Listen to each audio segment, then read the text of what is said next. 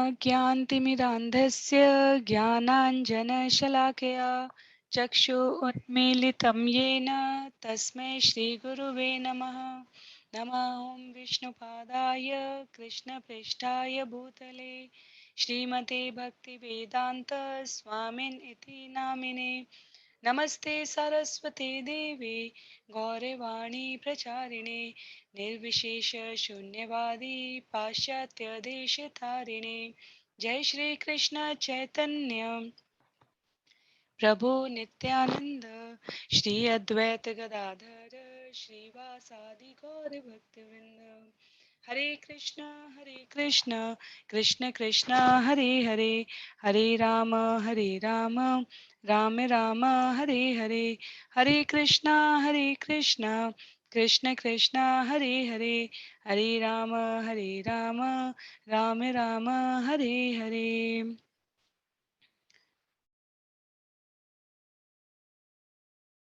हरे कृष्णा। आप सभी को दंडवत प्रणाम। शिल प्रभुपाद लीलामृत के इन सत्रों में आप सभी का स्वागत है। आज का सत्र हमारे लिए विशेष रूप से महत्व का है। जैसा कि हम देख सकते हैं कि ये सत्र संख्या 50 है। सत्र संख्या 50 में हमने शिल प्रभुपाद के 71-72 वर्षों की यात्रा को समझने का प्रयास किया है। 50वां सत्र इसलिए भी हमारे लिए विशेष है क्योंकि इसमें हम प्रकरण 25 जिसका आज श्रवण पठन करने जा रहे हैं उसका नाम है हमारे गुरु महाराज ने अपना कार्य पूरा नहीं किया है। विशेष रूप से हमें समझने की आवश्यकता है वो कौन सा कार्य है जिसे उनके अमेरिका की धरती पर नए बने शिष्यों ने अनुभव किया कि उन्होंने अभी तक पूरा नहीं किया है। ध्येय रूप में, लक्ष्य के रूप में, एक निष्ठ प्रतिबद्धता के रूप में हम सबको पता है कि श्रील प्रभुपाद का एकमात्र उद्देश्य विश्व के नगर नगर, ग्राम ग्राम, कोने कोने में हरे कृष्ण महामंत्र का, कृष्ण भावनामृत चेतना का प्रचार प्रसार करना था, जो चैतन्य महाप्रभु ने उद्घोषणा की थी और श्रील प्रभुपाद के गुरु भक्ति सिद्धांत सरस्वती महाराज की एकमात्र इच्छा थी। फिर ऐसी कौन सी बात थी जिसके लिए उनके शिष्यों को कहना पड़ा कि हमारे गुरु महाराज ने भी अपना कार्य पूरा नहीं किया है। तो आज के इस विशेष सत्र में, सत्र संख्या 50 में, हम श्री सतस्वरूप दास गोस्वामी जी द्वारा लिखी पुस्तक श्रील प्रभुपाद लीलामृत के 25वें प्रकरण को आरंभ करने जा रहे हैं। जैसा हम करते आए हैं, पंक्ति दर पंक्ति बहुत ही ध्यान पूर्वक हम इस विषय को, जिसे इतनी लगन और समर्पण के साथ लिपिबद्ध करके प्रस्तुत किया गया है, उसे समझने का यहाँ पर प्रयास करेंगे। तो जिनके पास पुस्तक है मेरा उनसे अनुरोध रहेगा वो पुस्तक का प्रयोग करें। जिनके पास नहीं है उनके लिए मैं यहाँ स्क्रीन पर शेयर करने जा रही हूँ। श्रील प्रभुपाद लीलामृत श्री सतस्वरूप दास गोस्वामी जी द्वारा लिखित पुस्तक के 25वें प्रकरण हमारे गुरु महाराज ने अपना कार्य पूरा नहीं किया है का आज हम श्रवण करने जा रहे हैं। ऐसी कोई चेतावनी नहीं थी कि श्रील प्रभुपाद का स्वास्थ्य खराब हो जाएगा, या यदि कोई थी तो किसी ने उस पर ध्यान नहीं दिया था। जब वे सैन फ्रांसिस्को के अपने भक्तों से न्यूयॉर्क के भक्तों के पास गए तो किसी ने यह नहीं कहा कि उन्हें कार्य से कुछ विश्राम लेना चाहिए। 5.5 घंटे की जेट उड़ान के बाद प्रभुपाद ने कानों के बंद होने की शिकायत की, अन्यथा वे बिल्कुल ठीक लगते थे। उन्होंने विश्राम नहीं किया, वरन हवाई अड्डे के उत्साहपूर्ण स्वागत के बाद वे सीधे 26 सेकेंड एवेन्यू के स्टोर फ्रंट में 3 घंटे तक जोरदार व्याख्यान और कीर्तन में व्यस्त रहे। अपने न्यूयॉर्क के शिष्यों को वे चमत्कृत कर देने वाले और प्रिय लगते थे, और अपनी उपस्थिति, दृष्टि और शब्दों से वे उनकी कृष्ण चेतना में वृद्धि करते थे। उनके लिए प्रभुपाद की वयोवृद्धता, जो अब 72 वर्ष को पहुंच रही थी, उनकी एक अन्य दिव्य विशिष्टता थी। वे अपने शिष्यों की शक्ति थे और उनके शिष्य प्रभुपाद की शक्ति के बारे में कभी नहीं सोचते थे। मंदिर में मखमल से आच्छादित पाठ मंच के पीछे नए आसन से बोलते हुए प्रभुपाद ने कहा, मेरी अनुपस्थिति में यहाँ की स्थिति में सुधार हुआ है। ताजा पेंट की हुई सफेद दीवारों पर नए चित्र टंगे थे, अन्यथा यह वही छोटा स्टोर फ्रंट था जहां उन्होंने इस्कॉन आरंभ किया था। उन्होंने अपने शिष्यों को लिखा था कि वे अपनी वापसी पर नए भवन में प्रवेश करना चाहते थे, लेकिन शिष्य असफल रहे और उन्होंने अपनी मूर्खता से $6000 खो दिए थे। किंतु इस विषय की चर्चा न करके प्रभुपाद ने एक अधिक महत्वपूर्ण बात कही। उनके शिष्यों ने अपने गुरु महाराज की शारीरिक अनुपस्थिति के बावजूद उनके आदेशों का पालन करके प्रगति की थी। ताजा पेंट की गई दीवारों और अपने शिष्यों के चमकते चेहरे को प्रसन्नता पूर्वक देखते हुए प्रभुपाद ने बताया कि किस तरह गुरु के आदेशों का विनम्रता पूर्वक पालन करने से कृष्ण भावनामृत में दक्षता प्राप्त की जा सकती है। उन्होंने उदाहरण दिया कि एक इंजीनियर का शागिर्द विशेषज्ञ नहीं होता, किंतु यदि वह इंजीनियर के सीधे निर्देशन में एक पेंच घुमाता है तो वह विशेषज्ञ के रूप में कार्य कर रहा होता है। बहुत से शिष्यों को यह सुनकर राहत अनुभव हुई। वे जानते थे कि सांसारिक इच्छाओं का त्याग कठिन था और एक दिन में वे शुद्ध भक्त नहीं बन सकते थे। ब्रह्मानंद ने तो एक कविता तक लिखी थी जिसमें उसने कहा था कि यदि कई जन्मों के बाद भी वह ध्यानपूर्वक हरे कृष्ण मंत्र की एक माला पूरी कर लेगा तो वह उसे अपनी सबसे बड़ी सफलता मानेगा। प्रभुपाद उन्हें समझा रहे थे कि यद्यपि वे कृष्ण प्रेम में विशेषज्ञ ना भी हों, लेकिन यदि वे एक विशेषज्ञ के अधीन कार्य करते हैं तो वे भी विशेषज्ञ के रूप में कार्य करने वाले माने जाएंगे। दूसरे दिन जब प्रभुपाद के स्वागत की धूमधाम समाप्त हो गई तो यह स्पष्ट होने लगा कि उनके शिष्य अपने गुरु महाराज पर अब भी कितना निर्भर थे। नियमित भक्तों की संख्या 1 दर्जन के आसपास थी और प्रभुपाद खामोशी से स्टोर फ्रंट में प्रविष्ट हुए और कीर्तन कराने लगे। किंतु जब भक्तों के अनुकरण में गाने का समय आया और प्रभुपाद ने उनका पहला सामूहिक गान सुना तो वे आश्चर्य और सहानुभूति से उनकी ओर देखने लगे। अब वे सुन सकते थे। भक्त कमजोर हो गए थे, वे कांव कांव अधिक कर रहे थे, गा कम रहे थे। उनकी अनुपस्थिति में शिष्यों में गिरावट आई थी। जब वे वहां नहीं थे उस बीच कीर्तन बदल गया था और अब वे सुन रहे थे कि उनके भक्त क्या हो गए हैं, असहाय आत्माएं जो बिना आनंद या उत्साह के कांव कांव कर रहे थे। श्रील प्रभुपाद चैतन्य चरितामृत से व्याख्यान देने लगे। सैन फ्रांसिस्को से विमान द्वारा यात्रा करते हुए मैंने देखा कि विमान बादलों के सागर से ऊपर उड़ रहा था। जब मैं भारत से जहाज द्वारा यहाँ आया तो मैंने जल का सागर देखा था और विमान में मैंने बादलों का दृष्टि पर्यंत सागर देखा। बादलों के ऊपर सूर्य है, लेकिन जब हम बादलों के बीच से निकलकर जमीन पर उतरते हैं तो न्यूयॉर्क में हर चीज धुंधली और आच्छन्न लगती है, लेकिन सूर्य फिर भी चमक रहा है।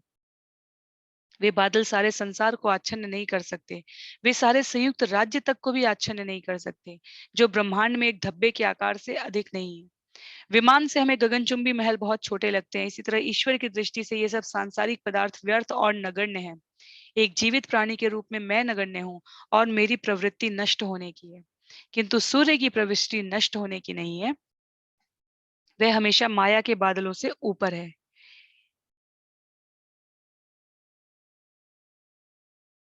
एक नए लड़के ने हाथ उठाया।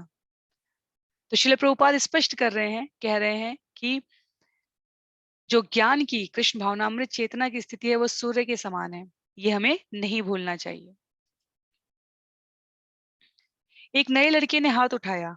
ऐसा क्यों है कि एक व्यक्ति, एक आत्मा तो कृष्ण की ओर आकृष्ट होता है और दूसरा नहीं? प्रभुपाद ने इस प्रश्न का उत्तर दूसरे प्रश्न से दिया। एक आत्मा क्यों बोवरी में है और दूसरा कृष्ण मंदिर में आया है? वे रुक गए, लेकिन कोई भी उत्तर न दे सका, क्योंकि एक यहाँ आना चाहता है और दूसरा नहीं। उन्होंने व्याख्या की, यह प्रश्न इच्छा की स्वतंत्रता का है। यदि हम उसका इस्तेमाल ठीक से करते हैं तो हम कृष्ण के पास जा सकते हैं, अन्यथा हम इस पार्थिव संसार में बने रहेंगे। तो श्रील प्रभुपाद ने पूरी शिक्षाओं के सार के रूप में ये स्पष्ट कर दिया, प्रयास हमें करना ही होगा। इस भौतिक जगत में भी कुछ प्राप्त करने के लिए हम प्रयास करते हैं। आध्यात्मिक जगत इससे अछूता किस प्रकार से हम समझ रहे हैं?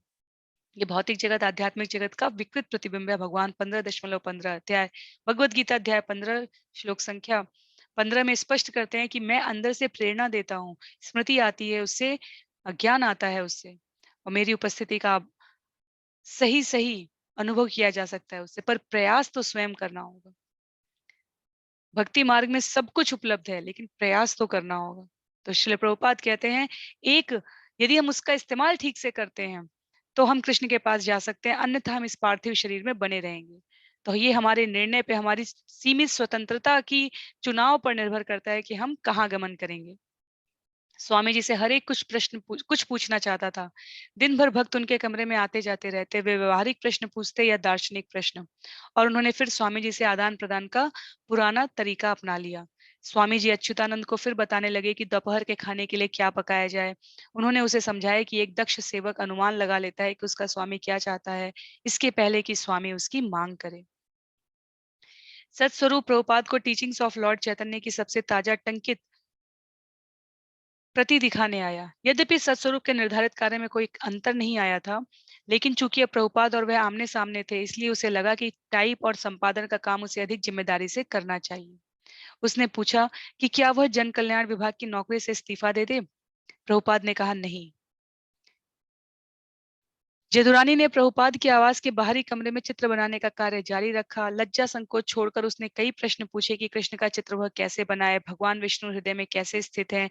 उसने पूछा क्या वे बैठे हैं या खड़े हैं या कैसे हैं। प्रभुपाद ने उत्तर दिया, ओह, उसके लिए तुम्हें हजारों वर्ष ध्यान लगाना होगा। जदुरानी ने निराश होकर उन्हें घूरा। तब प्रभुपाद ने कहा, वे खड़े हैं, और वह प्रसन्न होकर चित्र बनाने लगी। चली गई। जब जदुरानी ने कमजोर स्वास्थ्य की शिकायत की तो प्रभुपाद ने अच्युतानंद से कहा कि उसे दिन में 2 बार दूध मिलना चाहिए। बाहर के कमरे में जहां टंकड़, पेंटिंग और कभी कभी इमारत का काम भी होता था, खुलने वाली खिड़की में से प्रभुपाद ने एक दिन देखा कि जदुरानी भगवान चैतन्य के संकीर्तन दल का चित्र बना रही थी। ज्यों ही वह चित्र के नीचे महामंत्र के शब्द अंकित करने लगी, प्रभुपाद ने खिड़की में से पुकारा, महामंत्र को वहां ना अंकित करो। किंतु आपने इसे यहाँ अंकित करने को कहा था। उसने कहा, मैंने अपना विचार बदल लिया है। हरे कृष्ण चैतन्य महाप्रभु के नीचे नहीं होना चाहिए। एक एक करके प्रभुपाद न्यूयॉर्क के सभी पुराने अनुयायियों से मिले। गर्ग मुनि मंदिर के कोषाध्यक्ष जिसने हरे कृष्ण रिकॉर्ड और अगरबत्ती की अच्छी बिक्री के बारे में बताया, राय राम बैक टू गॉडहेड का संपादक जिसने अपनी खराब पाचन शक्ति के बारे में बात की, और रूपानुग जिसके पास अच्छी नौकरी थी पर जिसे अपनी पत्नी को कृष्ण भावनामृत के संबंध में आश्वस्त करने में कठिनाई हो रही थी। मकान मालिक श्रीमान छूटे तक प्रभुपाद के पास आधम के लड़कों के व्यवहार के विरुद्ध शिकायत करने। प्रभुपाद की भेंट माइकल ब्लूमर से भी हुई जो नवागंतुक था। माइकल विनाशकारी मादक द्रव्य सेवन के अनुभव के विषय में किसी मनुष्य चिकित्सक से परामर्श करता रहा था। जब से वह मंदिर आने लगा था, उसके माँ बाप स्वामी जी को एक दूसरी विनाशकारी शक्ति मानने लगे थे। लेकिन स्वामी जी से मिलने के बाद मिसेस ब्लूमर्ट उनकी प्रामाणिकता स्वीकार करने लगी थी, यद्यपि उनके पति को संदेह बना हुआ था। श्रीमान बुलमर्ट, श्रील प्रभुपाद ने कहा, तुम्हारी पत्नी अधिक बुद्धि वाली है। श्रीमान ब्लूमर्ट ने कहा कि वे चाहते थे कि उनका लड़का डॉक्टर बनकर लोगों की सेवा अधिक व्यवहारिक ढंग से करे। प्रभुपाद ने तर्क किया कि डॉक्टर इतने अधिक थे फिर भी लोग दुख भोग रहे थे, परंतु कृष्ण भावनामृत में डूबा व्यक्ति दूसरे व्यक्ति को दुख से पूर्ण मुक्ति दिला सकता था, इसलिए कृष्ण भावनामृत के प्रसार का कार्य अधिक मूल्यवान था। श्रीमान ब्लूमर्ट आश्वस्त नहीं हुए, परंतु वे राजी हो गए कि वे माइकल को भक्तों के साथ रहने देंगे और उसका मनोचिकित्सक चिकित्सक के पास जाना बंद कर देंगे। वे स्वामी जी का आदर करने लगे, यद्यपि उनसे उनकी असहमति बनी रही। प्रभुपाद ने एक स्थायी वीजा पत्र प्रवेश पत्र प्राप्त करने की जरूरी समस्या के संबंध में ब्रह्मानंद के साथ विचार विमर्श किया। 1965 ईस्वी में संयुक्त राज्य में आने के बाद प्रभुपाद ने अपने प्रवेश पत्र को बार बार बढ़वाया था। अब आप्रवास अधिकारियों ने उसे और आगे बढ़ाने से इनकार कर दिया था। प्रभुपाद संयुक्त राज्य छोड़ना नहीं चाहते थे, लेकिन वहां रुकने का एक यही तरीका था कि वे स्थायी अप्रवासी बन जाएं। उन्होंने आवेदन किया था, लेकिन अभी तक सफलता नहीं हुई थी। तुम्हारी सरकार नहीं चाहती कि मैं यहाँ रहूं, उन्होंने कहा था, इसलिए मुझे भारत वापस जाना पड़ेगा। स्वामी जी के भारत वापस जाने की संभावना दहलाने वाली थी। उनके शिष्य केवल यह मानने को तैयार हुए थे कि वे उन्हें छोड़कर संयुक्त राज्य में अन्यत्र प्रचार के लिए जा सकते थे। यदि उन्हें भारत वापस जाना पड़ा, शिष्यों को डर लगा कि वे फिर सांसारिकता में जा फंसेंगे। स्वामी जी उनके आध्यात्मिक जीवन को सहारा प्रदान कर रहे थे। वे स्वामी जी के बिना कैसे रहेंगे? प्रभुपाद भी कुछ ऐसा ही अनुभव करते थे। ब्रह्मानंद को आप्रवास कार्यालय की कार्यवाही में विलंब कराने हेतु एक वकील पाने में सफलता हो गई। उनके निष्कासन का भय जाता रहा। प्रभुपाद ने मॉन्ट्रियल जाने और वहां स्थायी अधिवास प्राप्त करने के बारे में बात की, लेकिन उनका मुख्य इरादा अमेरिका में रहकर उस कार्य को आगे बढ़ाना था जिसे उन्होंने शुरू किया था। ब्रह्मानंद ने भगवत गीता के मुद्रण के बारे में रिपोर्ट दी। पांडुलिपि तैयार थी और वे इसके मुद्रण की लागत और स्थान के बारे में विचार कर रहे थे। यद्यपि उस पुस्तक को स्वयं प्रकाशित करने के लिए उन लोगों के पास धन नहीं था। उन्होंने एक प्रकाशक ढूंढ निकालने के कठिन कार्य के बारे में कभी गंभीरता से प्रयत्न नहीं किया था, लेकिन प्रभुपाद ने ब्रह्मानंद को इसके लिए प्रेरित किया। मेरे लिए केवल एक ही आशा है कि मेरी पुस्तकें प्रकाशित हों। ब्रह्मानंद ने प्रभुपाद से उन $6000 के विषय में भी बात की जो श्रीमान प्राइस जब्त कर गए थे। प्रभुपाद ने जोर दिया कि अपराधियों पर मुकदमा चलाया जाए। उन्होंने ब्रह्मानंद को वकीलों से बात करने और श्रीमान प्राइस और श्रीमान टाइलर को यह बताने के लिए भेजा कि महामहिम आ गए हैं और वे उन्हें अदालत के सामने ले जाएंगे। इस पर वे नरम पड़ गए। श्रीमान टाइलर ने $5,000 के डिपॉजिट में से अधिकतर राशि वापस कर दी और श्रीमान प्राइस ने ब्रह्मानंद से जो $1,000 फांस लिए थे उसमें से $750 लौटा दिए। कानूनी सलाह मशविरे में जो $1,000 व्यय हुए थे वे तो जाते रहे, लेकिन प्रभुपाद ने कहा कि शेर से निपटने में खरोच तो लगेगी ही। कीर्तनानंद को मॉन्ट्रियल लिखे गए एक पत्र में प्रभुपाद ने प्राइस मामले की सफल समाप्ति के बारे में लिखा। तुम्हें यह जानकर प्रसन्नता होगी कि कृष्ण की कृपा से सर कॉनमन फ्रॉड प्राइस के पेट में गए $5,000 में से मैं $4,227 वापस निकाल लेने में सफल हो गया हूं। ऐसे लक्षण दिखाई देने लगे थे कि प्रभुपाद को अपने स्वास्थ्य के विषय में सावधान रहना चाहिए।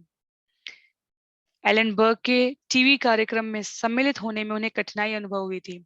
एलन बर्ग इस बात के लिए कुख्यात था कि वह सिगार पीता बैठा रहता था और उग्र बातें किया करता था, यहाँ तक कि अपने अतिथियों को अपमानजनक बातें भी सुनाया करता था, और यदि कोई अतिथि बुरा मानता तो बर्ग उसे और भी भड़काता था। यह बात आम थी। टीवी कार्यक्रम आरंभ होने के पहले बर्ग ने प्रभुपाद से सिगार पीने की अनुमति मांगी थी और प्रभुपाद शालीनतावश राजी हो गए थे। बर्ग ने अपने अतिथि का परिचय वास्तविक स्वामी कहकर कराया था। जब उसने प्रभुपाद से पूछा था कि वे यौनाचार के विरुद्ध क्यों थे, तब प्रभुपाद ने कहा था कि वे विरुद्ध नहीं थे। यौनाचार व्यवहारिक विवाहित जीवन तक सीमित होना चाहिए जिससे कृष्ण चेतना वाली संतान पैदा हो। किंतु बर्ग आग्रह करता रहा था कि वैवाहिक जीवन के बाहर यौनाचार में क्या बुराई थी। प्रभुपाद ने उत्तर दिया था कि मानव जीवन का असली उद्देश्य आत्मोपलब्धि है। जब किसी का मन यौनाचार के लिए नए नए साथियों की खोज में लगा रहता है, तब आत्मोपलब्धि के लिए आवश्यक मानसिक शांति बनाए रखना असंभव हो जाता है। बर्ग इससे सहमत हो गया था। वस्तुतः एक दिन उसका व्यवहार सब दिनों से उस दिन उसका व्यवहार सब दिनों से अच्छा रहा। अंत में उसने प्रभुपाद को एक बहुत सम्मोहक सज्जन कहा था। जब श्रील प्रभुपाद मंदिर को लौट रहे थे तो उन्होंने बताया कि टीवी के प्रकाश से उनके सिर में इतना दर्द हुआ था कि एक बार उन्हें लगा था कि वे और अधिक वहां नहीं रुक सकेंगे। इसके बाद एक दिन रूपानुग ने, जो प्रभुपाद के आसन के निकट एक व्याख्यान के दौरान बैठा था, देखा कि जब वे बोल रहे थे तो उनका हाथ कांप रहा था। महीनों पहले एक रिकॉर्ड तैयार कर लेने के बाद प्रातः काल में कीर्तनानंद ने देखा था कि प्रभुपाद रात भर सोए नहीं थे और उन्होंने बीच में दिल के रुक जाने और हिलडुल न पाने की शिकायत की थी। यदि मैं कभी बीमार पड़ूं, श्रील प्रभुपाद ने कीर्तनानंद से कहा था, तो डॉक्टर मत बुलाना, मुझे अस्पताल मत ले जाना, केवल मुझे मेरी माला देना और हरे कृष्ण जपना। स्वामी जी के शिष्य उन पर अंकुश लगाना नहीं चाहते थे। कीर्तनानंद ने एक बार ऐसा करने की कोशिश की थी। एवलैन में जब स्वामी जी नाच रहे थे और उछल कूद कर रहे थे और पसीने से तर तर थे, तब कीर्तनानंद ने आग्रह किया था कि कीर्तन बंद कर दिया जाए, किंतु दूसरों ने उसे संभ्रमित कहा था। इसके अतिरिक्त स्वामी जी नहीं चाहते थे कि उन पर अंकुश लगाया जाए। और वे कौन होते थे उन पर अंकुश लगाने वाले? वे कृष्ण के अधिकृत प्रतिनिधि थे जो किसी भी कठिनाई को पार करने में सक्षम थे। वे शुद्ध भक्त थे। वे कुछ भी कर सकते थे। क्या कई बार वे नहीं बता चुके थे कि एक सच्चा भक्त सांसारिक कष्टों से अतीत होता है? स्वामी जी ने एक शिष्य की बीमार दादी को धीरज देने के लिए एक पत्र लिखा था। हमारे सभी कष्ट इस बाह्य शरीर के कारण हैं। यद्यपि हमें कभी कभी शारीरिक कष्ट सहने पड़ते हैं, विशेषकर वृद्धावस्था में, तब भी यदि हम में भगवत चेतना है तो हम कष्ट अनुभव नहीं करेंगे। इसलिए सबसे अच्छी चीज यह है कि हम निरंतर भगवान के पवित्र नाम का जप करें। भक्तों ने लक्ष्य किया कि यद्यपि स्वामी जी किसी की बीमार दादी को अच्छे उपदेश दे सकते थे, परंतु उसके ऊपर जो बीत रही हो उससे वे कभी प्रभावित होने वाले नहीं थे। यथार्थतः वे अपने आप को वृद्ध व्यक्ति कहा करते थे, लेकिन यह वे अधिकतर अपने व्याख्यानों में वृद्धावस्था की अनिवार्यता दिखाने के लिए कहते थे। भक्तों के लिए प्रभुपाद का स्वास्थ्य अच्छा दिखाई देता था। उनके नेत्र आध्यात्मिक संवेगों से चमकते रहते थे। उनका रंग साफ और सुनहरा था। उनकी मुस्कान से उनकी स्वस्थता और निरोगता प्रकट होती थी। एक बार एक लड़के ने कहा था कि स्वामी जी की मुस्कान इतनी ओजस्वी थी कि उससे उसे सांड और लोहे की कीलों का स्मरण हो आता था। स्वामी जी ठंडे पानी से नहाते थे, लोअर ईस्ट साइड में प्रातःकालीन भ्रमण के लिए जाते थे, मृदंग बजाते थे और खूब खाते थे। यदि उनके शिष्य इसमें कोई कमी भी कराना चाहते तो वे क्या कर सकते थे? उनके कुछ शिष्यों ने सचमुच उन्हें ईस्ट विलेज थिएटर में कॉस्मिक लव इन के विवादग्रस्त कार्यक्रम में जाने से रोकने की कोशिश की थी, लेकिन यह उनके स्वास्थ्य के कारण नहीं था। वे उनके संयुक्त राज्य में अधिवास के केस को सुरक्षित बनाना चाहते थे। श्रील प्रभुपाद लव इन कार्यक्रम में लुई अबोलाफिया के लिए धन संग्रह हेतु आमंत्रित किए गए थे। लुई अबोलाफिया संयुक्त राज्य के राष्ट्रपति पद के लिए लव एंड पीस की ओर से अभ्यर्थी थे। उस कार्यक्रम में एलन गिन्सबर्ग, टिमोथी लेरी और अन्य कलाकार पूरे रॉक बैंडों के साथ सम्मिलित हो रहे थे। लेकिन जब प्रभुपाद के वकील ने सुना कि प्रभुपाद कार्यक्रम में जा रहे हैं, तो उसने कहा कि इससे उनका वीजा का केस खटाई में पड़ सकता है। कुछ लड़कों ने वकील के मत के आधार पर प्रभुपाद के जाने का विरोध किया। प्रभुपाद सहमत हो गए कि अच्छा होगा यदि वे न जाएं, लेकिन कॉस्मिक लव इन कार्यक्रम के दिन उनका विचार बदल गया और उन्होंने जाने का निश्चय किया। मैं इस देश में कृष्ण भावनामृत का प्रचार करने आया हूँ, उन्होंने घोषणा की। तो समय आ गया था कि इन एलएसडी नेताओं के विरोध में, जो अपने आप को आध्यात्मिक पुरुष कहते हैं, बोला जाए। वे कहते रहे थे कि यद्यपि वे जाना चाहते थे, किंतु यदि उनके शिष्यों ने मना किया तो नहीं जाएंगे। पर अंत में उन्होंने केवल यह कहा कि वे जाएंगे। बस बात खत्म हो गई। मई के अंतिम सप्ताह में प्रभुपाद अपने आप को बिल्कुल निःशक्त अनुभव करने लगे। वे दिल धड़कने की बात करने लगे, यह आशा करते हुए कि एक दो दिन में ये लक्षण समाप्त हो जाएंगे। कीर्तनानंद ने प्रभुपाद से प्रार्थना की कि वे आराम करें और किसी से मिले नहीं, लेकिन प्रभुपाद की दशा बिगड़ती गई। कीर्तनानंद स्मरण करते हैं, प्रभुपाद शिकायत करने लगे कि उनकी बाईं बाह ठीक से काम नहीं कर रही थी और तब उनकी बाईं ओर ऐंठ होने लगी और उनकी बाह में असह्य तनाव होने लगा। उन्हें रहस्यमय ढंग से आंतरिक या मानसिक पीड़ा होने लगी। अच्युतानंद ने स्मरण किया, रविवार का दिन था, मेमोरियल डे दिवस के 2 दिन पहले, और हम लोगों ने नगर के एक हॉल में अपराह्न बृहत कार्यक्रम का आयोजन किया था। मैं स्वामी जी को लेने ऊपर गया क्योंकि अन्य सभी भक्त तैयार थे। स्वामी जी लेटे थे और उनका चेहरा पीला हो गया था। उन्होंने कहा, मेरा हृदय देखो, और मैंने उनके हृदय में थरथराता कंपन अनुभव किया। मैं नीचे गया, लेकिन मैं हर एक को आगाह करके तहलका नहीं मचाना चाहता था। मैं कीर्तनानंद के पास गया और धीरे से कहा, स्वामी जी को एक तरह की दिल की हल्की धड़कन हो रही है। और तुरंत हम दोनों ऊपर चले गए। स्वामी जी ने कहा, यहाँ मालिश करो। मैंने उनकी छाती को मलना शुरू किया और उन्होंने बताया कि यह कैसे करना चाहिए। वे बोले, अन्य लोग चले जाएं और अच्युतानंद यहाँ रहें। यदि कुछ हुआ तो वह तुम लोगों को बुला लेगा। इसलिए अन्य लोग चले गए और अब कार्यक्रम संपन्न हुआ और मैं प्रतीक्षा करता रहा। 1 या 2 बार उन्होंने मुझे बुलाया और तेजी से अपनी छाती की मालिश करवाई। तब उन्होंने नजर उठाई और उनका पीला रंग वापस चला गया था। मैं मुंह खोलकर उनकी ओर देख रहा था और मुझे समझ नहीं आ रहा था कि मुझे क्या करना है। उन्होंने मुझे देखा और कहा, तुम बेकार क्यों बैठे हो, हरे कृष्ण का जप करो। शाम को धड़कन फिर हुई, इसलिए मैं उनकी बगल के कमरे में सोया। काफी रात गए, उन्होंने मुझे बुलाया और फिर मालिश करवाई। कीर्तनानंद स्मरण करते हैं, मंगलवार मेमोरियल डे को तीसरे पहर में स्वामी जी के साथ उनके कमरे में बैठा था। जब नीचे कीर्तन चल रहा था, स्वामी जी को ऐंठ फिर अनुभव हुई। उनका चेहरा अकड़ने लगा, नेत्र घूमने लगे। तब अकस्मात स्वामी जी पीछे गिर गए और मैंने उन्हें संभाल लिया। वे जोर से सांस ले रहे थे, हरे कृष्णा। और तब हर वस्तु रुक गई। मैंने समझा अंत आ गया। तब वे फिर सांस लेने लगे और जप करने लगे, परंतु उनके शरीर पर उनका नियंत्रण नहीं लौटा था। ब्रह्मानंद स्मरण करते हैं, मैं कीर्तनानंद के साथ वहां था। वह मेमोरियल डे का सप्ताहांत था। हम समझ नहीं सके कि स्वामी जी को क्या हो गया है। वे बैठ नहीं सकते थे, वे कराह रहे थे और कोई भी नहीं जानता था कि क्या हो रहा है। मैंने और कृष्णानंद ने उनकी नर्स के तौर पर परिचर्या की, हर कठिन से कठिन तरीके से। मुझे बाहर जाकर उनके लिए एक बेड पैन खरीदना पड़ा। प्रभुपाद के बाएं अंग को लकवा मार गया। उन्होंने कहा कि उनके गुरु महाराज का एक चित्र उनके सामने दीवार पर लगा दिया जाए। यह सोचकर कि प्रभुपाद अपना शरीर छोड़ने की तैयारी कर रहे हैं और अंत में अपने आध्यात्मिक गुरु पर ध्यान लगाना चाहते हैं, अच्युतानंद ने चित्र को प्रभुपाद के सामने वाले दरवाजे पर टेप से चिपका दिया। भक्त उनकी आवाज के सामने वाले कमरे में प्रविष्ट हुए और प्रभुपाद ने उन्हें हरे कृष्ण जपने को कहा। तब उन्होंने उनसे कृष्ण की उनके नरसिंह रूप में प्रार्थना करने को कहा। सत्स्वरूप स्मरण करते हैं, स्वामी जी ने कहा कि हमें भगवान नरसिंह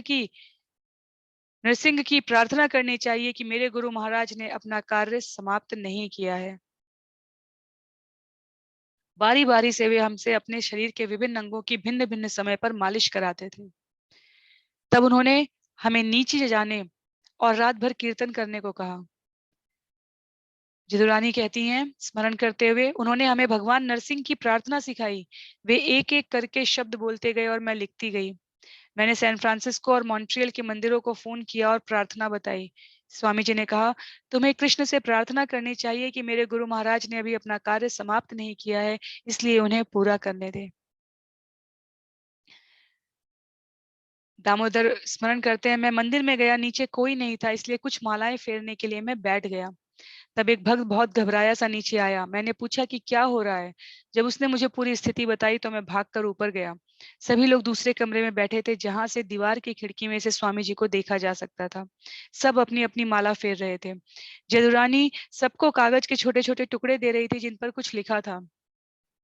उसने बताया कि स्वामी जी चाहते हैं कि हम यह प्रार्थना करें। ब्रह्मानंद स्मरण करते हैं, हम भगवान नृसिंह का चित्र स्वामी जी के कमरे में ले गए और हम सभी जप कर रहे थे। जब स्वामी जी को भगवान नृसिंह के चित्र के सामने बेड पैन का इस्तेमाल करना पड़ता तो वे भगवान नृसिंह से क्षमा याचना करते थे। वे समझ रहे थे कि भगवान नृसिंह उनके ठीक सामने बैठे थे। मैं उसे एक चित्र समझता था, किंतु स्वामी जी मानते थे कि वहां स्वयं भगवान नृसिंह बैठे थे। स्वामी जी की हालत खराब होती जा रही थी। वे बिल्कुल अशक्त हो चले थे और उनके शरीर में हर प्रकार की कमजोरी आ रही थी। मुझे कोई डॉक्टर नहीं मिल पाया क्योंकि वह मेमोरियल दिवस था और सब कुछ बंद था। मैंने अपने फैमिली डॉक्टर को भी फोन किया, किंतु वे घर पर नहीं थे। हर एक अवकाश पर चला गया था क्योंकि मेमोरियल दिवस पर हर व्यक्ति नगर छोड़ देता है। मैं किसी को नहीं पा सका। मैंने अस्पतालों और सभी डॉक्टरों को टेलीफोन किया, लेकिन मुझे कोई नहीं मिल पाया। अंत में न्यूयॉर्क सिटी मेडिकल डिपार्टमेंट के आपात नंबर पर संपर्क करने से मुझे एक डॉक्टर मिला। डॉक्टर आया, वह जोर से बोलने वाला वृद्ध आदमी था। जब उसने स्वामी जी को देखा तो वह बोला, मैं समझता हूं कि यह वृद्ध पुरुष प्रार्थना का अतिरेक कर रहा है। मुझे लगता है कि उसे कुछ कसरत करनी चाहिए, उसे सवेरे टहलने जाना चाहिए। अच्युतानंद स्मरण करते हैं, डॉक्टर कुछ अधिक जानकार नहीं था। उसने बतलाया कि स्वामी जी को सर्दी हो गई है। मैंने कहा, आपका मतलब क्या है? स्वामी जी का दिल धड़क रहा है। मुझे नहीं मालूम कि क्या करना चाहिए। क्या ये विस्की लेते हैं? मैंने कहा, वे कॉफी या चाय भी नहीं पीते। ओह, बहुत अच्छा, बहुत अच्छा। मेरे विचार से उन्हें सर्दी हो गई है। द्वारकाधीश दास स्मरण करते हैं, वह आया और उसने चारों ओर देखा और कोई भी उसी क्षण बता सकता था कि उसने जो कुछ देखा वह उसे पसंद नहीं आया। उसने सोचा कि हम लोग केवल हिप्पी हैं। वह बिना रुके चला गया, लेकिन वह बोल गया, ओ, इन्हें इन्फ्लुएंजा हो गया है। यह बहुत हास्यास्पद निदान था। और तब उसने कहा, मुझे मेरी फीस दो। तो हमने दे दी। डॉक्टर चला गया और स्वामी जी की हालत और बिगड़ गई। भक्तों ने एक दूसरा डॉक्टर बुलाया। उसने श्रील प्रभुपाद का निदान करके बताया कि उन्हें हल्का सा दिल का दौरा पड़ा है। उसने कहा कि प्रभुपाद को अविलंब अस्पताल ले जाना चाहिए। मैक्स लर्नर, भक्तों का एक वकील मित्र, स्मरण करते हैं, मुझे एक दिन फोन मिला कि स्वामी जी को हल्का सा दिल का दौरा पड़ा है और मैं कुछ सहायता कर सकता हूँ। उस समय वे लोग उन्हें बेलीव्यू अस्पताल ले जा रहे थे, लेकिन मैंने सुझाया कि कम से कम मुझे उन्हें एक निजी अस्पताल में दाखिल कराने के लिए कोशिश करने दी जाए। अस्पताल के लोगों से कई घंटे की बातचीत और मोल तोल के बाद अंत में हम स्वामी जी को बेथ इजराइल अस्पताल में भर्ती कर सके। ब्रह्मानंद स्मरण करते हैं, मेमोरियल दिवस के अगले दिन हमें एक एम्बुलेंस की व्यवस्था करनी पड़ी। बेथ इजराइल के पास एम्बुलेंस नहीं थी, इसलिए मैंने एक प्राइवेट एम्बुलेंस कंपनी को फोन किया। अस्पताल के लोगों से बात हो गई थी कि स्वामी जी वहां सवेरे 9 बजे पहुंच जाएंगे, लेकिन एम्बुलेंस दोपहर तक नहीं आई। इस बीच स्वामी जी कराहते रहे। तब अंत में एम्बुलेंस आई और वे बड़े भयानक लोग थे। उन्होंने स्वामी जी के साथ कपड़े की गांठ जैसा सलूक किया। मुझे लगा कि अच्छा होता यदि हम स्वामी जी को एक टैक्सी में ले गए होते। कीर्तनानंद के सिवाय, जो अस्पताल में स्वामी जी की नर्स के रूप में रहा, और किसी को वहां रुकने की अनुमति नहीं थी। प्रभुपाद के अनुरोध के अनुसार वे सभी रात भर कीर्तन करने के लिए मंदिर लौट गए।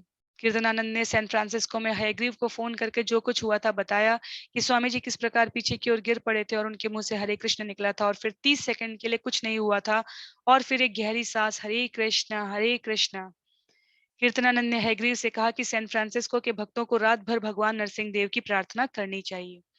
तव कर कमल वरेनकम् अद्भुत श्रृंगम दलिता हिरण्यकशिपु तनुभृंगम् केशविधृता नरहरिरूपा जय जगदीश हरे,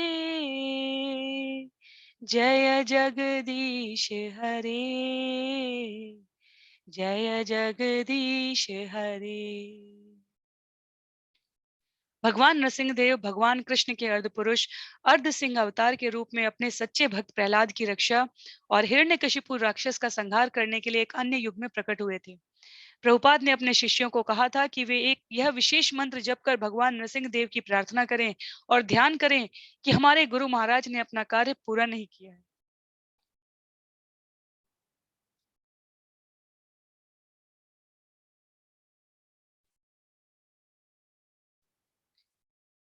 कृपा करके उनकी रक्षा करें।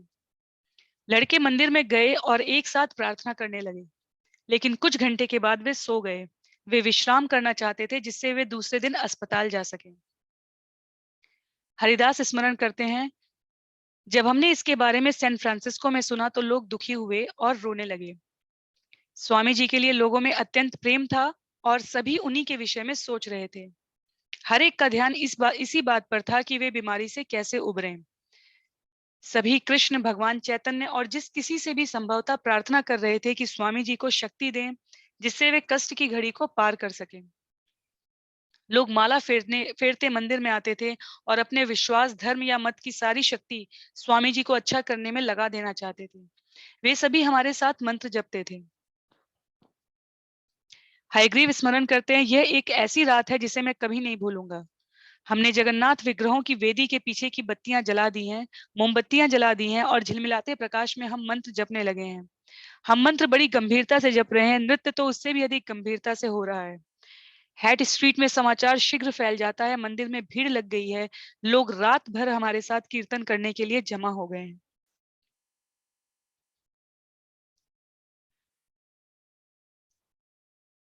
मुकुंद और जानकी ने न्यूयॉर्क को फोन किया लेकिन कोई नया समाचार नहीं मिला है।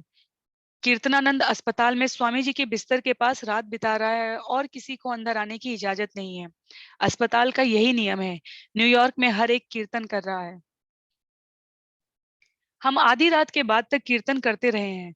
अधिकतर अतिथि चले गए हैं लेकिन हम में से किसी को नींद नहीं आ रही है। हम कीर्तन की लहरों में तैर रहे हैं। मेरा मन स्वामी जी के पास जा पहुंचता है न्यूयॉर्क में और भविष्य और भूतकाल की बातें सोचना लगता है। मैं उसे बलात् कमरे में खींचता हूँ वर्तमान का सामना करने के लिए और यह अनुभव करने के लिए कि हम कृष्ण से यह प्रार्थना करने के लिए कीर्तन कर रहे हैं कि वे हमारे गुरु महाराज को थोड़ा समय और दें ताकि वे भगवान चैतन्य के यशस्वी संकीर्तन आंदोलन का प्रसार संसार भर में कर सकें। कीर्तन साग्रह चलता रहता है। रात में 2 बजे हैं, मुझे थकान अनुभव होने लगी है। केवल जागते रहने के लिए मैं वाद्य यंत्र बदलता रहता हूँ। मैं कभी मृदंग बजाता हूँ, कभी मंजीरे या हारमोनियम। बहुत से भक्त जागते रहने के लिए नृत्य करते रहे हैं। लड़कियां प्रसाद रूप में सेब के टुकड़े बांटती हैं। दीवार के पास बैठना खतरे से भरा होता है क्योंकि उसका सहारा लेते ही नींद आने लगती है। हम इतने दुर्बल हैं। हरे कृष्ण से शांति मिलती है। कीर्तन हमें बहुत सी अनावश्यक आकुलताओं से बचाता है। इसके माध्यम से हम अपना तनाव कम कर सकते हैं, दुख, तर्क और आशा व्यक्त कर सकते हैं। प्रातः काल के 3 और 4 बजे के बीच का समय है। यह उषा काल के पूर्व ब्रह्म मुहूर्त की अतिशय भाव विभोरता की घड़ी होती है। यदि स्वामी जी इस समय जीवित हैं तो वे अवश्य बच जाएंगे। हम गाते हैं, हम माला फेरते मंत्र जपते हैं, निरंतर हरे कृष्ण गाते हैं। हम सामान्यतः 7 बजे सवेरे तक चलने वाले कीर्तन तक मंत्र जपते रहते हैं, उसके बाद भी कीर्तन करते रहते हैं। हम अविराम गति से 14 घंटे कीर्तन करते हैं। अपने मन के दर्पण से हम सारी मैल साफ कर देते हैं। हमें कृष्ण सर्वत्र और हमें सर्वत्र कृष्ण और स्वामी जी दिखाई देते हैं। निश्चय ही अब वे ठीक हो गए हैं। रात में प्रभुपाद के दिल में दर्द रहा। दूसरे दिन उनकी हालत संकटापन्न थी। वे बोल सकते थे लेकिन बहुत धीरे से और निशक्त इतने हो गए थे कि वार्तालाप नहीं कर सकते थे। डॉक्टरों के विषय में उन्हें संदेह था। उन्होंने अपने रोग का निदान स्वयं किया। दिल का दौरा जिससे उनका मस्तिष्क प्रभावित था, जिससे शरीर के बाएं अंग को लकवा मार गया था। उन्होंने कहा इसकी दवा मालिश है। 1 जून को सवेरे कीर्तनानंद के साथ प्रभुपाद के कमरे में और शिष्य आ गए और बारी बारी से वे लगातार उनकी मालिश करते रहे। प्रभुपाद के आदेशानुसार वे बारी बारी से उनके सिर, छाती और टांगों की मालिश करते रहे। इस साधारण कार्य से प्रभुपाद से उनका निकट का संबंध हो गया। जब प्रभुपाद ने सुना कि न केवल न्यूयॉर्क में वरन सैन फ्रांसिस्को में भी भक्तों ने रात भर कीर्तन किया और सब प्रार्थनाएं की, तो उन्होंने संतोष प्रकट किया। अपनी आम हार्दिक मुस्कान से नहीं, वरन बहुत हल्के ढंग से सिर हिलाकर और प्रशंसा के कुछ शब्द कहकर। दुर्बलता के बावजूद वे पूरी तरह होश में थे। डॉक्टर और बहुत करके उनके सहायक प्रभुपाद का खून लेते,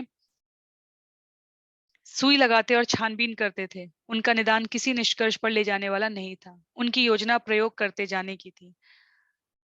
अचानक एक डॉक्टर आया और उसने दूसरे प्रस्ताव की घोषणा की, रीढ़ की हड्डी को टैप करने की। प्रभुपाद इतने कमजोर हो गए थे कि वे इस प्रस्ताव की अच्छाई बुराई के बारे में विचार विमर्श नहीं कर सकते थे। उन्होंने अपने आप को कृष्ण और अपने भक्तों के हवाले कर दिया था। डॉक्टर अपने कार्य में बाधा नहीं देखना चाहता था। उसने बताया कि रीढ़ की हड्डी का टैप क्यों जरूरी था, लेकिन वह विचार विमर्श या अनुमति मांगने के लिए तैयार नहीं था। जिस समय डॉक्टर ने रीढ़ की हड्डी को टैप करने का प्रयोग किया, कमरे से हर एक को चले जाना पड़ा, कीर्तनानंद के सिवाय, जो वहां रुकने पर अड़ा रहा। न तो प्रभुपाद ने, जो बहुत कमजोर थे, और न उनके शिष्यों ने, जो नहीं जानते थे कि प्रभुपाद की ओर से क्या किया जाए, डॉक्टर का विरोध किया। जब डॉक्टर ने एक बहुत भयावह सुई तैयार की, जैसी कि शिष्यों ने पहले कभी नहीं देखी थी, तो वे प्रभुपाद के कमरे से पंक्तिबद्ध रूप से बाहर चले गए। उन्हें जब फिर कमरे में आने की अनुमति हुई, तो एक शिष्य ने सावधानी से पूछा, स्वामी जी, क्या आपको कष्ट हुआ? शिला प्रभुपाद, जिनका सुनहरी त्वचा वाला शरीर अस्पताल के सफेद कपड़ों से ढका था और जो सफेद चादरों के बीच लेटे थे, धीरे से करवट लेकर बोले, हम सहिष्णु हैं। रूपानुस्मरण करते हुए कहते हैं, जब स्वामी जी पहली बार अस्पताल में दाखिल हुए, तो मुझे बहुत दुख हुआ। मैं नहीं समझ रहा था कि मुझे क्या करना चाहिए। इस तरह की आपात स्थिति का मुझे विशेष अनुभव नहीं था। मैं निश्चय नहीं कर सका कि स्वामी जी की क्या सेवा करूं। यह भयप्रद अनुभव था। स्वामी जी का जीवन खतरे में था, पर उनके शिष्य नहीं जानते थे कि उन्हें बचाने के लिए क्या किया जाए। वे बिस्तर में पड़े थे, मानो उनकी कृपा पर हो, किंतु अस्पताल के लोग उन्हें अपनी संपत्ति समझते थे। दिल की बीमारी से ग्रस्त एक वृद्ध व्यक्ति, उनकी खोजबीन का एक विषय। और स्वामी जी के शिष्यों के लिए श्रीमान प्राइस और उनके गुट से निपटने की तुलना में यह 100 गुना अधिक कठिन हो रहा था। वह विषय केवल धन के साथ नहीं, वरन स्वामी जी के जीवन के साथ खतरा मोल लेना था। क्या वे ईईजी की अनुमति देंगे? ईईजी क्या होती है? क्या ऑपरेशन आवश्यक था? ऑपरेशन? किंतु स्वामी जी ने तो उन्हें कहा था कि उन्हें कभी अस्पताल भी न ले जाया जाए। मेरी मालिश करो, उन्होंने केवल यही कहा था, और हरे कृष्ण जपो। जब शिला प्रभुपाद ने कहा कि भारत में उपलब्ध आयुर्वेदिक उपचार उन्हें अधिक पसंद था, तो कुछ भक्तों ने भारत से डॉक्टर बुलाने का सुझाव दिया। व्यय पर विचार करने के बाद स्वामी जी ने पहले एक पत्र लिखने का निर्णय किया। बैठने या लिखने में असमर्थ होने के कारण उन्हें धीरे धीरे बोलकर श्री कृष्ण पंडित को एक पत्र लिखवाया। श्री कृष्ण पंडित ने प्रभुपाद को अपने दिल्ली के मंदिर में कई वर्ष रहने का स्थान दिया था। सत्स्वरूप ने पत्र पढ़कर प्रभुपाद को सुनाया और अस्पताल के उनके कमरे में ही उसे टाइप किया। मैं ये पत्र अस्पताल से लिख रहा हूँ। अचानक मुझे सिर दर्द और दिल की धड़कन की बीमारी हो गई है।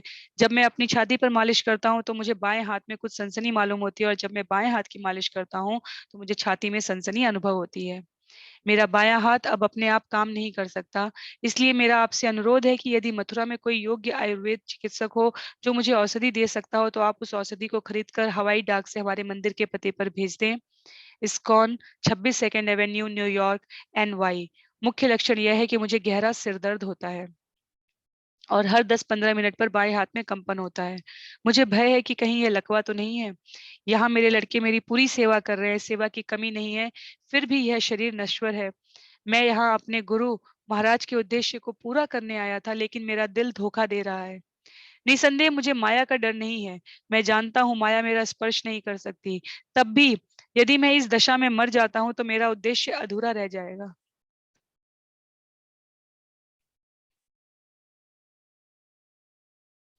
इसलिए कृपा करके महाप्रभु चैतन्य और वृंदावन बिहारी कृष्ण से प्रार्थना कीजिए कि वे इस बार मुझे बचा लें। मेरा उद्देश्य अभी पूरा नहीं हुआ है। मैं कुछ दिन और जीना चाहता हूँ। लड़के किसी अनुभवी आयुर्वेद चिकित्सक को बुलाना चाहते हैं जो इस तरह के रोगों का उपचार करता हो, लेकिन मैंने अनुमति नहीं दी है। किंतु यदि आवश्यक हो, यदि आप कोई विशेषज्ञ चिकित्सक दे सकें जो यहाँ आ सके, तो हम उनके यहाँ आने के लिए आवश्यक धन भेज देंगे या हवाई टिकट की व्यवस्था कर देंगे। आप ढाका शक्ति औषधालय के प्रभारी से परामर्श कर सकते हैं। अंत में आपको बता दूं कि मेरी रुचि आयुर्वेदिक उपचार की ओर है। आप वृंदावन के आयुर्वेदिक चिकित्सक से विचार विमर्श कर सकते हैं, जो गौड़ी वैष्णव है। वे मुझे अच्छी तरह जानते हैं, वे मेरी पुस्तकों के विक्रेता भी है। यदि संभव हो तो दो चीजें करनी है, मुझे ठीक औषधि भेजिए और उसके सेवन की विधि, यह बहुत अच्छा रहेगा। यदि मुझे वापस आना हो तो मैं वह भी कर सकता हूँ। कृपया यथाशीघ्र अंग्रेजी में उत्तर भेजिए, क्योंकि मेरे शिष्य हिंदी नहीं पढ़ सकते। जब तक मैं बिस्तर में पड़ा हूं, मेरे लिए पत्र पढ़ना संभव नहीं है। आप इस पत्र को बहुत आवश्यक समझें। योग्य चिकित्सकों से विचार विमर्श करके मुझे लिखिए कि मुझे क्या करना है। मथुरा में निस्संदेह बहुत से अच्छे चिकित्सक हैं और बहुत से नीम हकीम भी हैं। नीम हकीमों से दूर रहने का प्रयास करें। मैं भारत तुरंत लौट आता, लेकिन डॉक्टर कहते हैं कि इसमें खतरा है। यदि आवश्यक हुआ तो यात्रा की थकान सहन करने की शक्ति प्राप्त होते ही मैं लौट आऊंगा। मैं अपने लक्षणों का फिर से उल्लेख करता हूं, जिससे आप आवश्यक सावधानी बरत सकें। अचानक 4 दिन पहले मेरे दिल और पेट के बीच में कुछ धड़कन होने लगी। मैं इतना अशक्त हो गया कि मुझे बेहोशी सी होने लगी। तब मैंने एक डॉक्टर से सलाह ली। वह आया और उसने कुछ दवा दी, लेकिन उससे कोई लाभ नहीं हुआ। तब मेरे शिष्य मुझे तुरंत अस्पताल ले आए, जहां वे लगभग 400 रुपए प्रतिदिन खर्च कर रहे हैं। यहाँ उपेक्षा का कोई प्रश्न नहीं है। सभी वैज्ञानिक उपचार हो रहा है, पर मैं सोचता हूँ कि आयुर्वेदिक उपचार ठीक होगा। इसलिए मेरी प्रार्थना है कि आप तुरंत आवश्यक कदम उठाएं और मुझे उत्तर दें। विश्वास है कि इस पत्र से आपको सही स्थिति का ज्ञान हो जाएगा। इसे पढ़ते समय आप किसी ऐसे मित्र की सहायता लें जो अंग्रेजी अच्छी तरह जानता हो, जिससे वह इसे सही सही पढ़ सके और ठीक जवाब लिख सके। बंगाली या हिंदी में पत्र व्यवहार का यहाँ मौका नहीं है। कृष्ण की कृपा से अस्पताल में दूसरे दिन श्रील प्रभुपाद की हालत में कुछ सुधार दिखाई देने लगा। उनका दिल का दर्द अब भी बना था, उनका चेहरा उदास था, उस पर कोई हंसी नहीं थी, परंतु उनमें कुछ शक्ति आ गई थी। कनिष्ठ डॉक्टर, नर्से और डॉक्टर अपने समय पर आते रहे और निर्वैयक्तिक ढंग से उनका उपचार करते रहे। एक डॉक्टर ने प्रभुपाद के कार्य के बारे में कुछ रुचि दिखाई और प्रभुपाद की प्रार्थना पर कीर्तनानंद ने टेप किया हुआ प्रभुपाद का एक भाषण उसे सुनवाया। उसने नम्रता पूर्वक सुना और कहा, इससे घंटी नहीं बजती, अर्थात कोई असर नहीं होता। डॉक्टर ने कहा कि वह कुछ और परीक्षण करना चाहता था, और यदि सब कुछ ठीक रहा तो स्वामी जी कुछ सप्ताह के बाद अस्पताल से जा सकेंगे।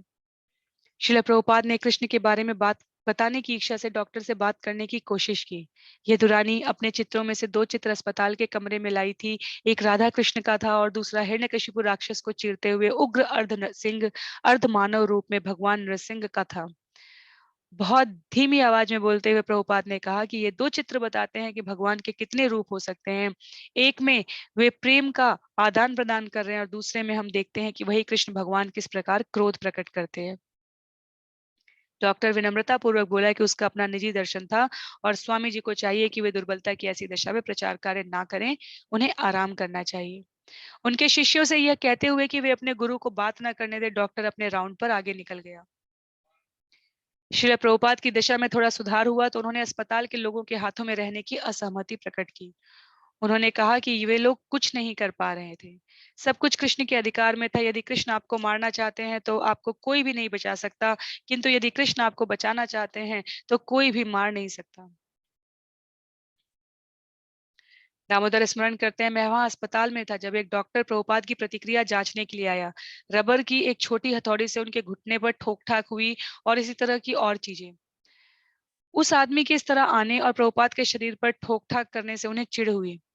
वे स्वयं रोग का निदान करने और उपचार बताने में समर्थ थे, और उन्हें ऐसे लोगों से चिढ़ होती थी जो स्पष्टता नहीं जानते थे कि वे क्या कर रहे हैं, फिर भी वे आते थे और स्वास्थ्य लाभ की प्रक्रिया में हस्तक्षेप करते थे। अच्युतानंद स्मरण करते हैं, नर्स हर बार दरवाजा जोर से बंद करती थी और हर बार जब दरवाजा जोर से बंद होता तब स्वामी जी चौंक जाते थे। वे कहते, उससे कहो कि दरवाजा जोर से बंद ना करे। वे कहती, बहुत अच्छा, और तब दरवाजे को फिर जोर से बंद कर देती।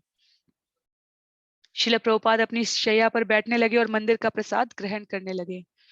उसके साथ वे अस्पताल के भोजन से निरामिष वस्तुएं भी लेने लगे। वे प्रार्थना करते और अस्पताल के भोजन को अपने गुरु महाराज के चित्र को अर्पण करते।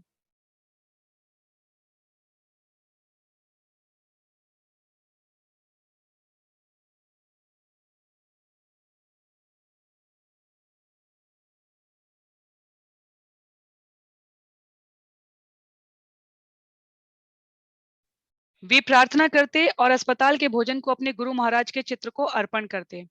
उनके शिष्य उनके चरणों में बैठकर देखा करते जब प्रभुपाद गाजर, मटर और मसले हुए आलू को दाएं हाथ से मिलाते।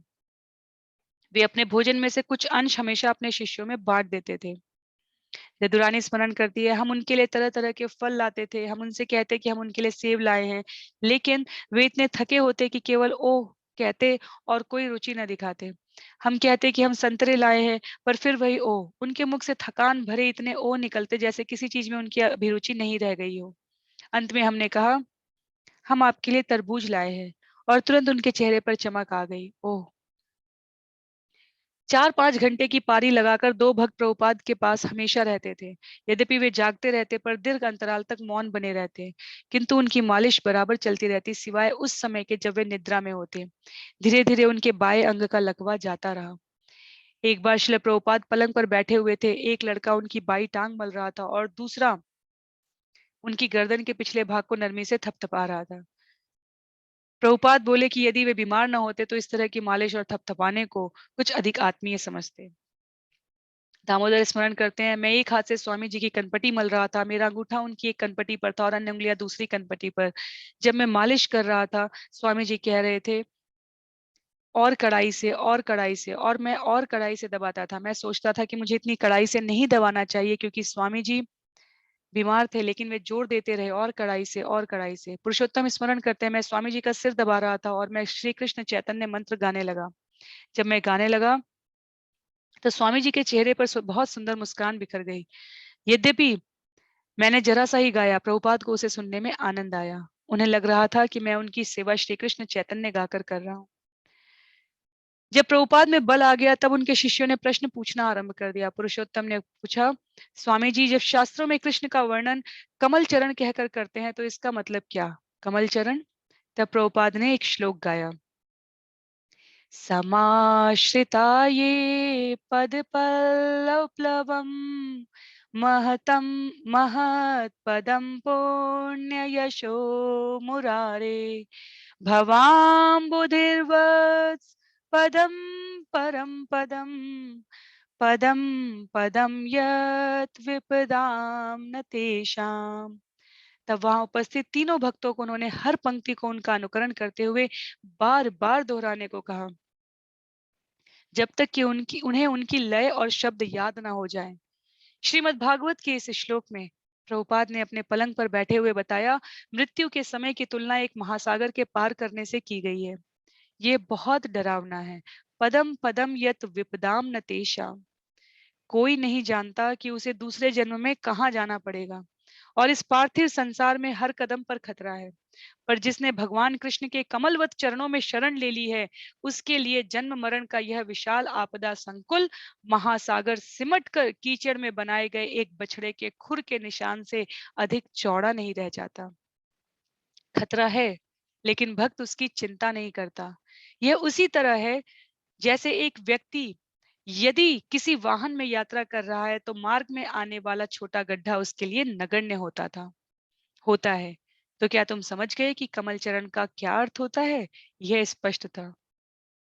अस्पताल के बिस्तर पर बैठे हुए श्रील प्रभुपाद श्रीमद् भागवतम के श्लोक का उद्धरण देते हुए जन्म मृत्यु के मध्य के इस महासागर को पार करके जीव को किस प्रकार से अगले जन्म में कौन सा शरीर, कौन सी जगह, कैसा जीवन प्राप्त होगा, इस पर विचार करने की शिक्षा और प्रेरणा दे रहे हैं अपने भक्तों को, अपने शिष्यों को और अनुयायियों को।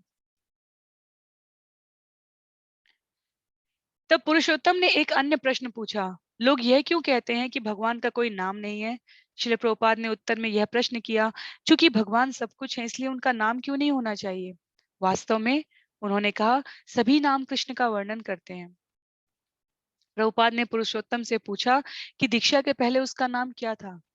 पाल। उसने कहा, पाल का क्या अर्थ है? प्रभुपाद ने पूछा। उसका अर्थ है छोटा। हाँ, प्रभुपाद ने कहा, वे कृष्ण है, वे छोटों में सबसे छोटे हैं। सत्स्वरूप ने तब अपना नाम लिया, स्टीफन। इसका अर्थ है मुकुट। हाँ, प्रभुपाद ने उत्तर दिया, कृष्ण राजा हैं। लेकिन इस तरह की चर्चाएं विरल थी। सामान्यतः वहां शांति रहती थी। प्रभुपाद आराम करते थे और देखभाल करने वाले भक्त उनकी दोनों ओर कुर्सियों पर बैठकर पढ़ते थे या माला फेरते हुए धीरे धीरे मंत्र जपते थे। एक दिन तीसरे पहर जब मैनहट्टन का क्षितिज गोधूली में रंगा था, प्रभुपाद 1 घंटे तक मौन रहने के बाद अपने पलंग पर बैठ गए और बोले, मैं कृष्ण को नहीं जानता, किंतु मैं अपने गुरु महाराज को जानता हूं। एक दिन ब्रह्मानंद न्यूयॉर्क मंदिर की वित्तीय दशा का प्रभुपाद को विस्तृत लेखा जोखा दे रहे थे। विस्तृत विवरण के बीच में ब्रह्मानंद सहसा रुक गया, प्रभुपाद की ओर देखा और बोला, क्या आप चाहते हैं कि मैं पूरा विवरण दूं? मैंने सोचा कि आप जानना चाहेंगे। मेरा तात्पर्य है कि आपको जानना चाहिए। प्रभुपाद ने उत्तर दिया कि यदि बिना उन्हें बताए ब्रह्मानंद हिसाब ठीक ठाक रख सके तो अच्छा है। एक दिन हठ योग के विख्यात गुरु स्वामी सच्चिदानंद सहसा प्रभुपाद के कमरे में अपनी लंबी सफेद दाढ़ी के बीच मुस्कुराते हुए प्रविष्ट हुए। श्रील प्रभुपाद के अमेरिकी यात्रा के 2 वर्ष, करीब करीब 2 वर्ष कुछ महीने व्यतीत हुए थे और ये घनघोर आपदा शिष्यों के ऊपर आ गई थी। श्रील प्रभुपाद, जिनको इस भौतिक जगत के शरीर से किसी प्रकार का आकर्षण नहीं था, लेकिन उनकी जो शुद्ध इच्छा थी, शुद्ध आसक्ति थी, वो कृष्ण भावनामृत के प्रचार प्रसार की थी। इसलिए जो संभव था, जहां संभव था, जिससे संभव था, उन्होंने प्रार्थना, जाप, मालिश, पत्र व्यवहार, चिकित्सकीय सहायता, सब कुछ की प्रार्थना सिर्फ इसलिए की ताकि उनको कुछ समय प्राप्त हो सके और वो कृष्ण भावनामृत चेतना का प्रचार प्रसार करने में, जो अभी बिल्कुल नवजात कुसुमित पौध की तरह खड़े नवदीक्षित शिष्य हैं, उनको अवलंबन प्राप्त हो सके, उनको एक दृढ़ता प्राप्त हो सके। तो इस अध्याय के, इस प्रकरण के द्वितीय भाग को हम अगले सत्र में पढ़ने का प्रयास करेंगे।